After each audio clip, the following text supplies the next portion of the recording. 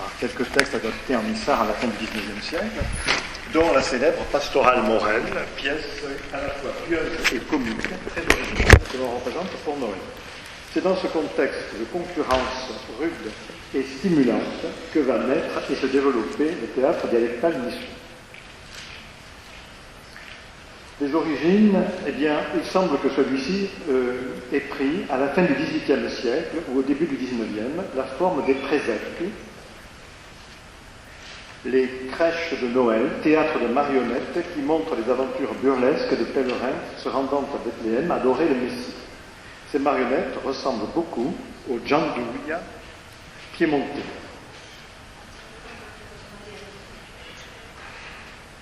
Le XIXe siècle voit naître le théâtre d'auteur. Grâce à François Guizol, dont en 1841, la troupe des jeunes amateurs crée la comédie Le mariage des conveniences. Il semblerait que François Guizol ait été un petit peu rétréci.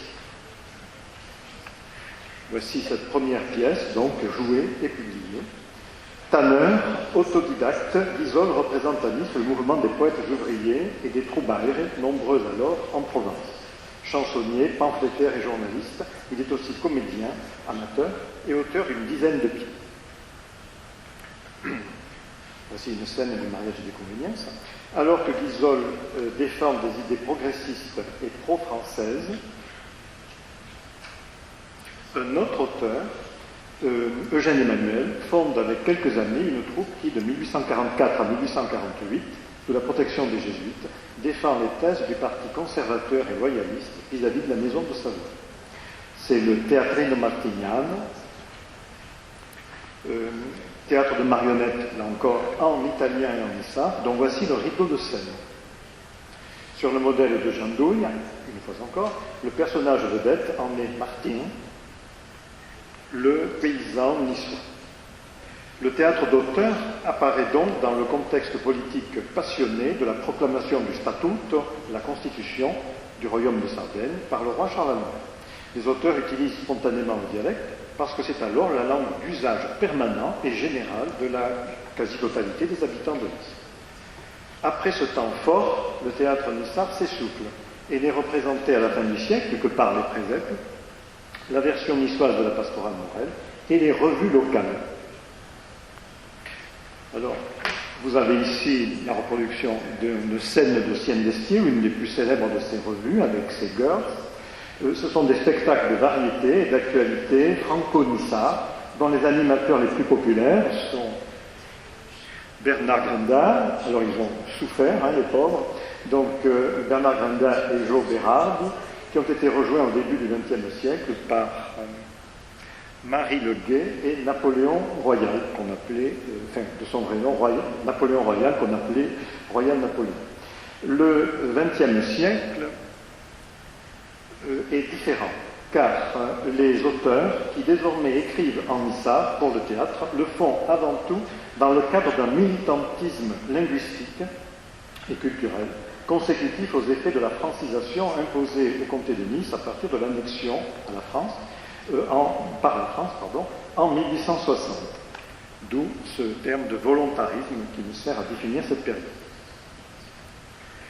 Ménica Rondel, par exemple, qui publie le Présèque, est un nissardiste particulariste, tandis que Julie Einaud, qui appartient au Félibrige, et met explicitement le théâtre au service de la langue. Alors, l'année 1922 est à remarquer parce qu'elle fait figure de charnière. Elle voit la fin des tentatives, certes honnêtes, celles par exemple d'Einaudi et de Blanqui, et l'éclosion de véritables talents, auteurs, praticiens et animateurs hors pair. Le 22 décembre 1922 est la date de renaissance du théâtre nissar, car c'est celle de la création d'une pièce particulière, L'eau nouvelle. Donc vous voyez le programme ici. C'est une pastorale qui a été composée par Barthélemy Marengo et Gustave Adolphe Mossa. Tous les deux étaient peintres, musiciens et poètes. Mossa en particulier avait acquis une réputation internationale de peintre symboliste avant la Première Guerre mondiale, et il avait en plus beaucoup écrit en français pour le théâtre. Ils l'ont mis au service de la scène dialectale d'incontestables compétences dans les domaines de l'écriture dramatique et de la mise en scène. La pièce a eu un succès extraordinaire. Elle a fait apparaître le talent d'un jeune acteur qui s'appelait François Gagliolo et dont je vais reparler. Et cette pièce est la première dont la presse parisienne a fait état à propos d'une pièce dialectale. Elle marque le début d'un véritable âge d'or qui a duré une vingtaine d'années. Là, vous avez une image massacrée de cette pièce. Donc, cette période va jusqu'à la Deuxième Guerre mondiale. Les auteurs du Nouvet s'étant séparés, Marengo fonde le théâtre Enissart de San Bertomeu et écrit 2 comédies d'excellente facture avant de mourir prématurément. Son ami Moss fonde en 1924 le théâtre des Barbamartiens en référence à Eugène Emmanuel, et jusqu'en 1940 la troupe présente ses spirituelles comédies ainsi que celles d'autres auteurs qui se révèlent auprès de lui. Alors là, c'est illisible, malheureusement. Donc ça, c'était une vue de la troupe. Bon, là, j'ai les inconvénients du passage du PC au Mac, j'ai l'impression. Donc là, vous avez une image d'une scène de Figasse dans laquelle on voit l'avant-dernier à droite, Francis Gag, François Gagliolo, devenu Francis Gag, qui va se révéler comme non seulement un excellent comédien, mais également un très bon dramaturge. Vous avez également Guillaume Borel, Georges Derrieux, Louis Gennari, Joan Nicole. Alors, Joan Nicole, je m'arrête un instant, il ne fait pas partie du groupe de Barbamartien, il est le créateur d'une autre troupe qui naît à peu près au même moment. Elle s'appelle la Chamada Nissarda. C'est une association qui a un projet global, celui de faire renaître les traditions niçoises et de maintenir le dialecte. Et elle est aussi une troupe de théâtre, puisque à partir des années 1925-26 et jusqu'à nos jours, elle a créé avec succès une vingtaine de pièces écrites par Joan Nicole. Celui-ci est au centre de la photo que vous voyez là.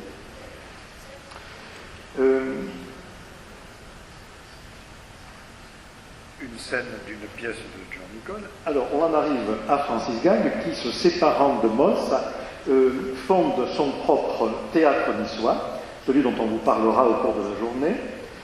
C'est un fait libre qui, très rapidement, écrit les 4 grandes pièces qui le font connaître comme le dramaturge nissard le plus brillant.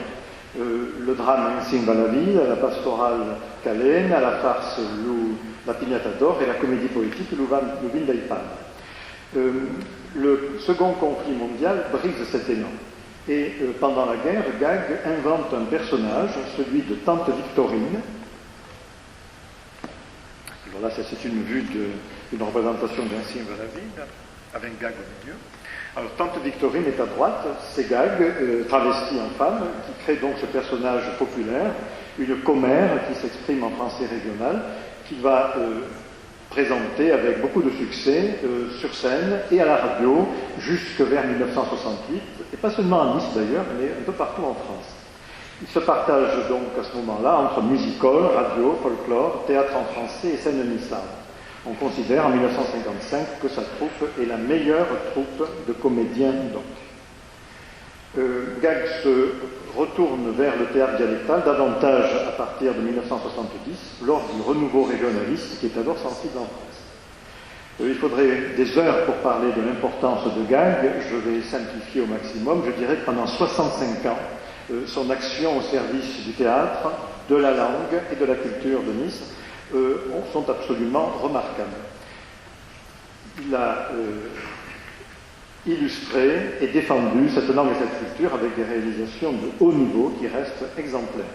Il a acquis une grande notoriété, aussi bien dans la région que dans les régions voisines, et il a fait reconnaître par ses qualités humaines et par son talent l'importance du fait régional par des personnalités nationales comme Gaston Batty, Raymond Moretti, Raymond Penet, Louis Lucera ou Gabriel Monet. Après sa mort, le théâtre niçois poursuit son œuvre, vous en aurez la preuve bientôt, et vous voyez que l'une de ces pièces, comme Louis Neipaldre, est considérée comme un véritable classique. Là, vous en avez une interprétation très récente, qui doit remonter à un an ou deux tout au plus. Alors, en même temps que Gag, d'autres auteurs et troupes ont assuré une irremplaçable permanence avant le regain des années 70.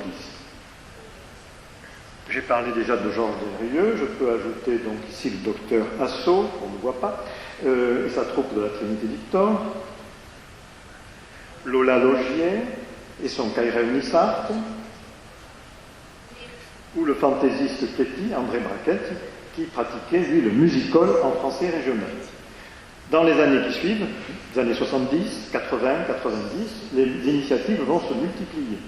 Dans le domaine du music-hall, on passe au café-théâtre, avec deux personnalités bien connues à Nice, Noël Pernat et Richard Terrasse, qui eux pratiquent plutôt le français régional. Et puis vous avez des troupes dialectales, de nouvelles apparaissent, par exemple celle de Janine Meffredi, Brandi Lévincent. Les marionnettes, toujours, c'est vraiment typiquement niçois, les marionnettes réapparaissent également avec Serge Dotti, dont la troupe s'appelle Patin Couffin. On a également des tentatives dans le domaine du théâtre de la part d'Alain Peillon, qui est plutôt un poète, et de Marius Aude.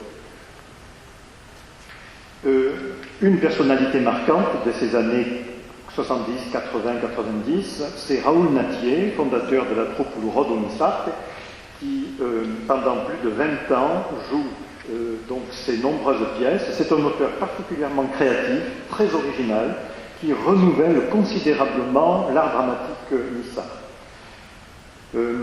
Des années 1840 à 2000, donc vous voyez qu'une quarantaine d'auteurs ont produit quelques 200 pièces environ à Nice. Il n'y a pas beaucoup de villes dans le Midi occitan qui puissent être comparées à la situation niçoise. Le mouvement s'est encore accéléré par la suite, puisque dans la première décennie du XXIe siècle,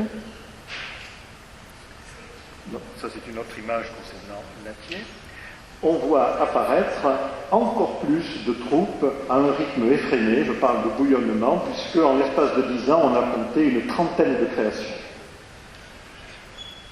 Alors il y a les troupes anciennes qui continuent. La chamade le fait de façon un peu irrégulière. Là vous avez une représentation de Campagnolo, de Nicole. Ou bien l'annonce d'une représentation de la pastorale Morin. Albert Laura, qui est auteur de plusieurs pièces, a confié certains de ses textes à la chamade avant de fonder sa propre troupe, Barbazoum. Vous avez le groupe Nux Vomica, qui est plutôt un groupe musical, mais qui s'intéresse également au théâtre. C'est celui de Louis Pastorel, Clément Calassi et Maurice Maubert. Ils jouent en association avec Keraschi et Dotti. Le Rode Unissart, dont l'activité s'est un peu atténuée ces dernières années, a créé des pièces de Steve Betti et de René Toscane. Pour sa part, Nattier a quitté la troupe, mais a continué à écrire pratiquement jusqu'à sa mort l'année dernière. Et les choses se sont précipitées. Des associations comme le Centre culturel occitan Pays Nissart et Alpenc se dotent d'une troupe qui s'appelle la Tchourme. Et on en trouve d'autres hors de Nice, par exemple à l'Escarène, qui est un village des environs. Vous avez également à Val-de-Blore une troupe. Ça, c'est dans la haute montagne. Vous avez, dans le moyen pays, la troupe de Tourette-le-Vins de Frédéric Bélanger, qui s'intitule Bastien Contrare. Et puis, il y a le théâtre niçois de Francis Gag, qui est devenu une véritable référence. Dès la fin des années 1990, c'est-à-dire après la disparition de Francis Gag, cette troupe est à la pointe du renouveau littéraire avec toute une série de créations. Il y a 5 auteurs dont vous voyez apparaître les noms qui font vivre ce théâtre. Ici, vous avez une scène de la dernière pièce d'Um van Beure di Bestia de Hervé Barrel, le dernier auteur que j'ai indiqué, et il y a Jean-Luc Gague, qui s'impose comme l'un des dramaturges contemporains les plus féconds.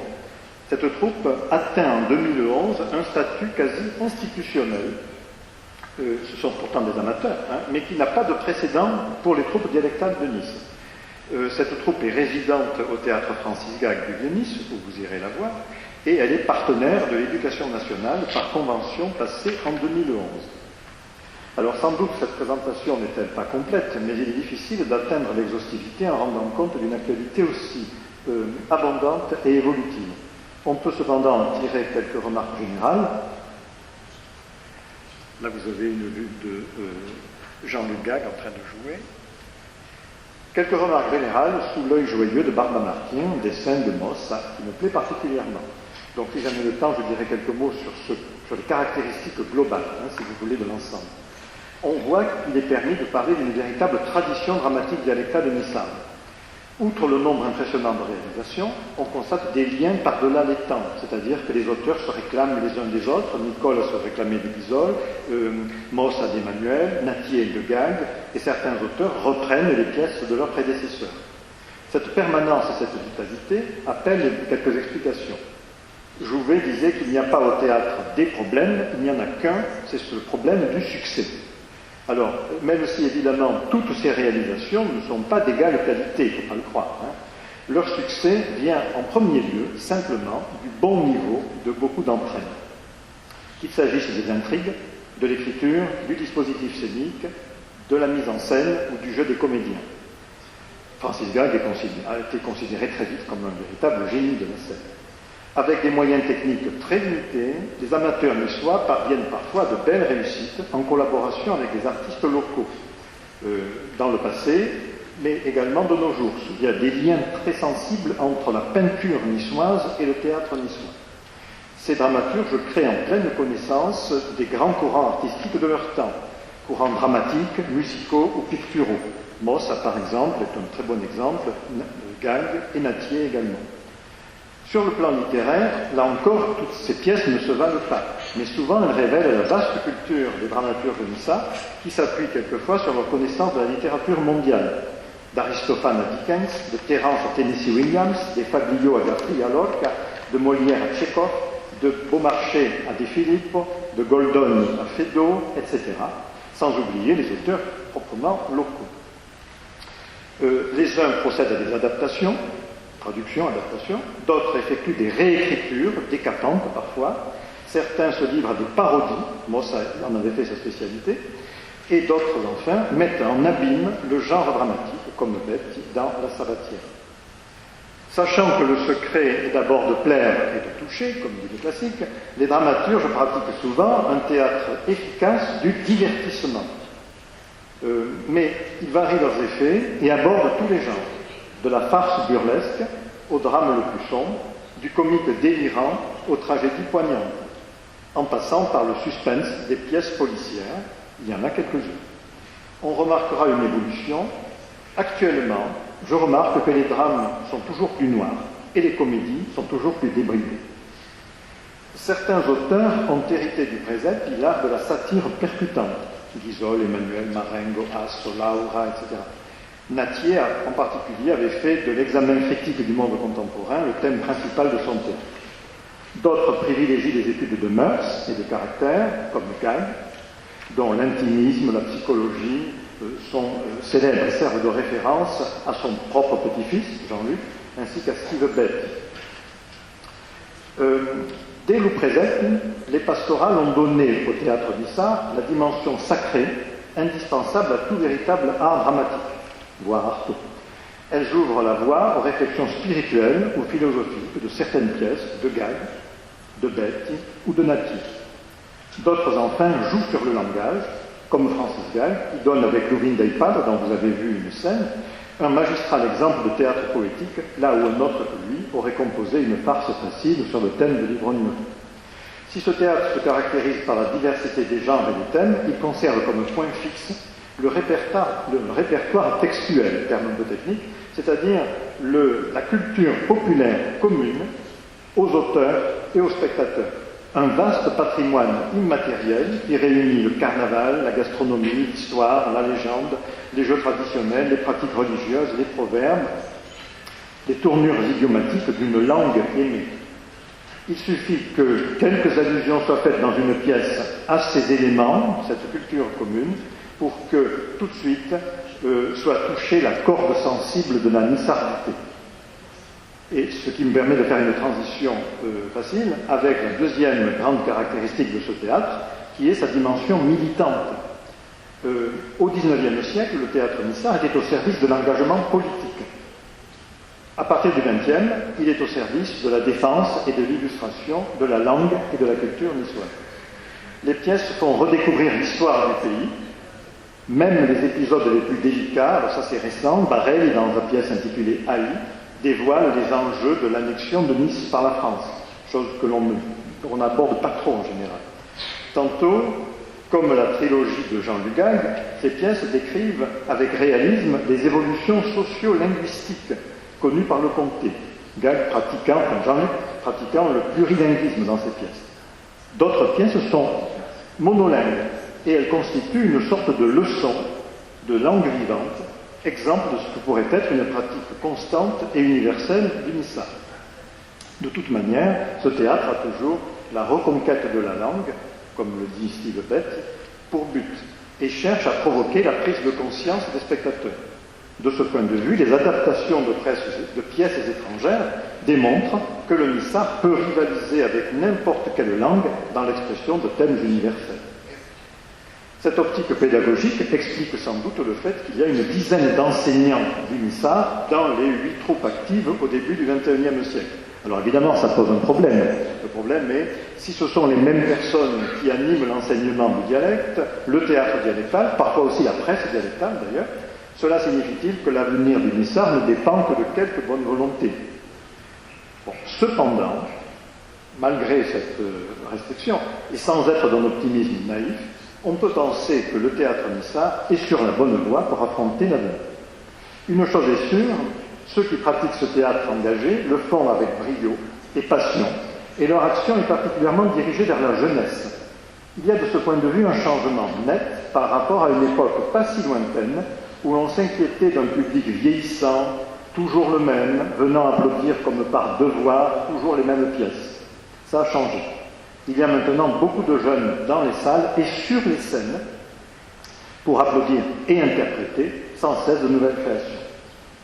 Il est temps de conclure. En définitive, ce théâtre est peut-être la manifestation locale de la millénaire passion méditerranéenne pour le jeu dramatique.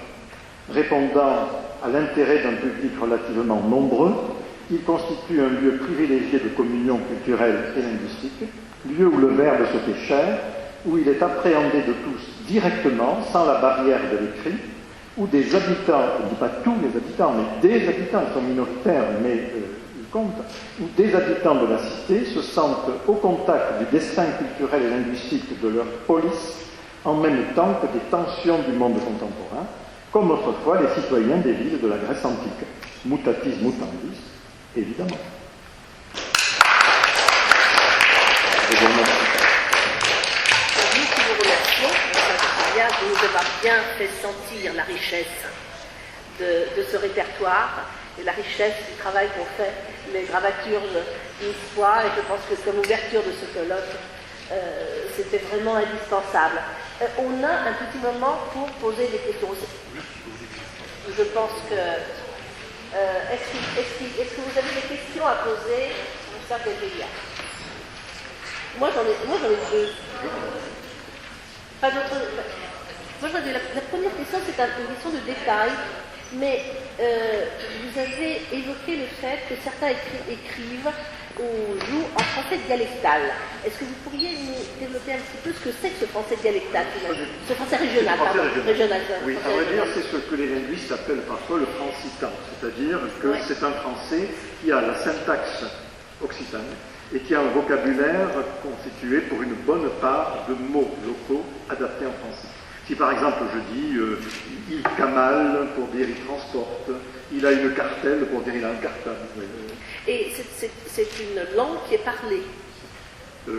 Laquelle je veux dire ce français régional. Le français régional, il marque très profondément le français qu'on entend dans les rues de Nice. Et parfois, dans mes propres cours, quand j'apprends à mes étudiants que, par exemple, on ne doit pas dire de partout en français, mais partout, et qu'en niçois on dit d'apertute, et qu'ils parlent, je leur apprends qu'ils sont programmés pour parler niçois sans s'en douter. C'est-à-dire que le français qu'on parle à Nice n'est pas du français standard, il faut bien le reconnaître. Il est fortement influencé par la langue locale, parfois même chez des personnes qui ne parlent pas le niçois, qui ne se doutent pas qu'ils sont en réalité prêts à la parler. Oui. La deuxième question, c'est qu'un certain moment vous avez évoqué à propos de Francis Gag, parmi ses nombreuses activités, vous avez simplement mentionné folklore. À quoi faisiez-vous référence? Alors, Gag, à partir des années 50, a constitué une troupe de folklore, c'est-à-dire que c'est une troupe qui représente des danses folkloriques, c'est-à-dire des danses traditionnelles niçoises. Ça s'appelle Nice la Belle. Vous en verrez, je crois, une démonstration. Et c'est un peu, disons, le reflet chez Gag d'une tendance qui s'est développée à partir justement du milieu du XXe siècle. C'est-à-dire qu'il y a un passage qui s'est effectué souvent des troupes de théâtre vers le folklore, c'est-à-dire qu'on sentait la nécessité de conserver des traditions, par exemple chorégraphiques ou musicales, que l'on sentait en voie de disparition. Alors après, ça s'est mis au service d'une politique touristique sur laquelle il y a des débats, disons. Mais il y a, à mon avis, quand même, des réalisations artistiques de très bonne qualité. Merci. Il y a une question de la part de Sapova.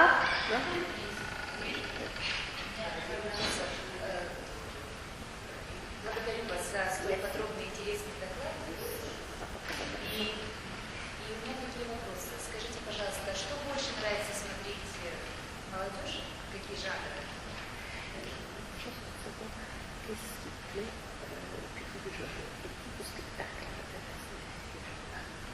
Alors, il est difficile de savoir exactement ce que pensent les spectateurs, parce qu'il faudrait des enquêtes, disons, ça serait un travail très intéressant.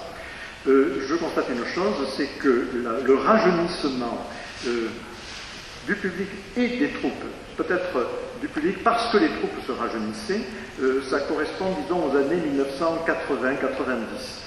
Et on voit apparaître, en particulier chez Raoul Mathieu, une forme de jeu théâtral très influencé par la bande dessinée, par le dessin animé, par le café-théâtre, un refus, disons, des traditions réalistes de la représentation pour le choix d'une certaine outrance truculente qui, me semble-t-il, plaît beaucoup. De même, chez Francis Gag, dans la troupe de Francis Gag, on assiste, après son décès, à une modernisation, disons, des manières de jouer. La mise en scène est conçue d'une manière différente, et je pense que cela a attiré de jeunes acteurs, et par conséquent, de jeunes spectateurs.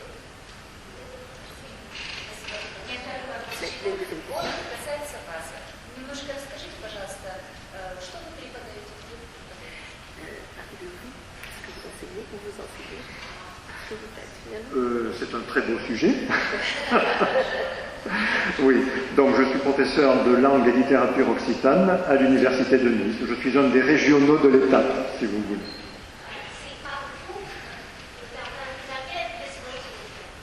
À l'Université de Nice, à la Faculté des Lettres, qui se trouve précisément boulevard Carlone.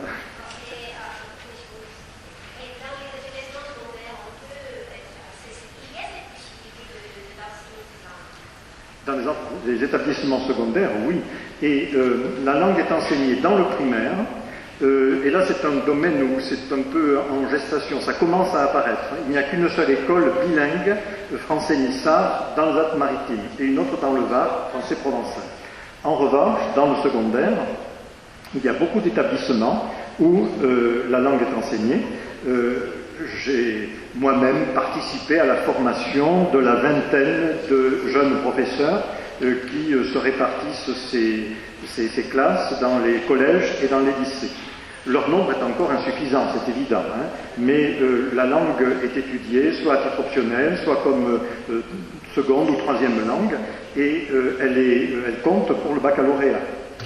Et ensuite, à l'université, donc, elle peut être prise, soit dans une formation continue, c'est-à-dire afin de se préparer au CAPES, ou pour faire de la recherche, en master et en thèse, soit à titre simplement optionnel. Oui, je ajouterais que, que dans le cadre de cette semaine commune, on a 2 journalistes qui travaillent pour la jeunesse, 2 journalistes communes, et qui vont cet après-midi visiter l'école des Orangers, cette école bilingue. Une excellente initiative. Rosa Bouchereau. Je voudrais savoir si dans l'enseignement de cette langue, vous utilisez le théâtre. Parce que ça peut être une lecture, je pense, importante pour l'apprentissage de la langue. Tout à fait. On s'en sert de 2 manières. Bon, d'une part, nous utilisons en particulier une méthode audiovisuelle qui a été réalisée par certains des membres d'une des troupes dont je vous ai parlé, avec des enfants qui n'étaient pas des jeunes acteurs, mais qui le sont devenus. Et donc là, c'est un exemple, si vous voulez, purement pédagogique.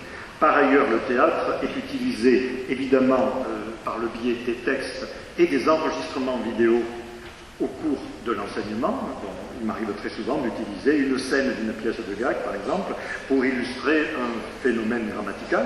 Il est vivant et il est mieux assimilé. Et ensuite, il y a cette convention dont j'ai dit un petit mot entre l'éducation nationale, le rectorat des Alpes-Maritimes et la troupe de Francis Gag, le théâtre niçois de Francis Gag, qui est en quelque sorte tenu d'ouvrir les portes de ces représentations régulièrement, 2 fois par an, aux jeunes qui étudient le Nissar, soit au collège, au lycée ou à l'université.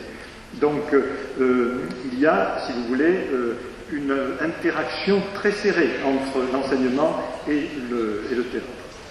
Oui, et vous parliez de 10 enseignants qui étaient un peu à l'origine de ce théâtre. Des membres, simplement. Des membres, mais aussi qui étaient aussi des acteurs. Certains sont à l'origine. Nathier, par exemple, que vous avez vu, était professeur. Et quand eux étaient donc enseignants, ils enseignaient où? Est-ce que c'était aussi à l'université ou c'était dans d'autres... C'était ou ce sont des enseignements du secondaire et du primaire. Vous rencontrerez, des journalistes rencontreront M. Marcet, par exemple, à l'école des Orangers. Vous l'avez vu sur un des écrans. Et vous tous, d'ailleurs, rencontrerez Michel Palanca qui a participé à cette méthode. Et le délégué du recteur qui présentera le plan académique et les conventions qui ont été signées. Bien, merci, professeur Catilla. Il est temps qu'on continue. Avant cependant qu'on continue, je voudrais vous signaler que on a entendu parler de Francis Gag. Ceux qui veulent en savoir davantage, il y a un livre qui est exposé là-haut et qui est en vente de Sébastien Cagnoli qui compare le cheminement de Francis Gag dans le développement du théâtre niçois avec le rôle de Victor Sav et Njobdin Victor dans le théâtre comique. Et donc, on a un dialogue de théâtre minoré que je vous encourage à découvrir dans ce livre.